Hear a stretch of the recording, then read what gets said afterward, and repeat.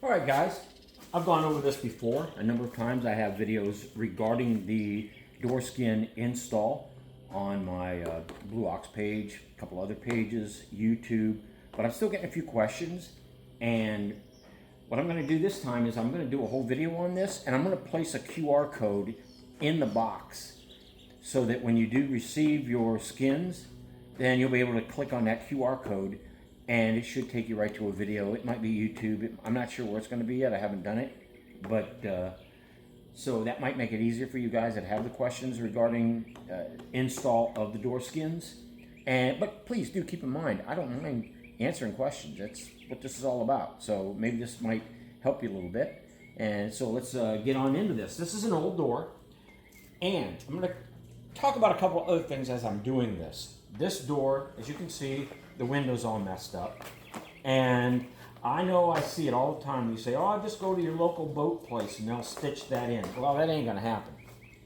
More often than not, that is not going to happen because this door does not fit in your typical commercial machine. You have to have a long arm, which I do have, a long arm machine to get it in and stitch this because it just won't go in the machine to do the job.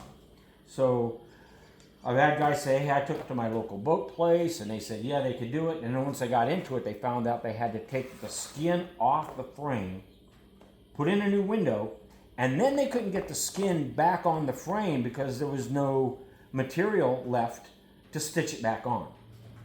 And they have to take off, and you do too, anybody that does this install, you have to remove the rubber, drill these out, 1/8 inch drill bits. Get plenty of them. You're going to go through them. And you need to go through them because you want to keep those drill bits sharp. And be careful. You don't need to be all that careful when you're taking the rubber off. It's when you're putting the rubber back on. Chances are you're never going to hit that hole where it was. So you're going to have to drill a new hole. And when you do that, you need to do it nice and slow. You're going to go through the rubber. You're going to go through the fabric. And then you're going to go through the frame. And you do not want that drill bit to get off while you're doing that. Keep it dead center, or you're going to mess up your brand new skin. Take your time and do it. This can be done on a Saturday. You have nothing better to do. Get it out and just take your time and do it. It's easy, but it's time consuming. So, having said that, I'm going to put this off to the side here. And if you do get those rubbers off and you find that they're just really not any good, I do have new rubbers, rivets. I like these rivets because it's a nice big head and it grabs a lot of meat when you put it on. These are nice. They have them on Amazon. And one of these, this makes it so easy to put rivets on. Much better than that handheld thing. So, I've got some gray skins here. And I thought, well, I'm just going to go ahead and since I have the skin here, these are ready to go today. I'm just going to go over this. Now, what you want to keep in mind is, it's very, very, very important. I can't stress this enough. Your frame has to be straight. It has to look good. And a lot of these are notorious for rust along the bottom here. I mean, absolutely rusted through and broken. You don't want that. And you know, sometimes you don't even know how much damage there is until you get that old skin off and you can see it. The other thing, it needs to be straight. Put it on a flat surface. Make sure everything is where it needs to be because these skins are made for a frame that is in good shape. Don't be putting a bad frame on a new skin because it's just not going to work. You're going to get these. You're going to undo the Velcro all the way around. Again, keep in mind the Velcro allows you to put the skin on the frame. But its intent is just that. Getting your skin on your frame.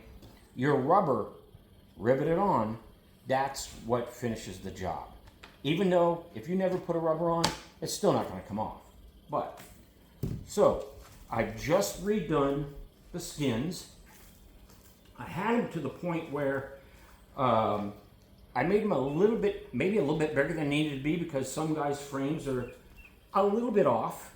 And I wanted to give them that extra room so that they can, you know, manipulate it a little bit. But I've made them a little bit tighter now. So I like to start on one side, start on the side, or start on the bottom, or start on the top. But why I like to do this is, then I go around to the other side and pull it tight. Pull it tight across that whole frame and attach the Velcro. Okay? And then do the top.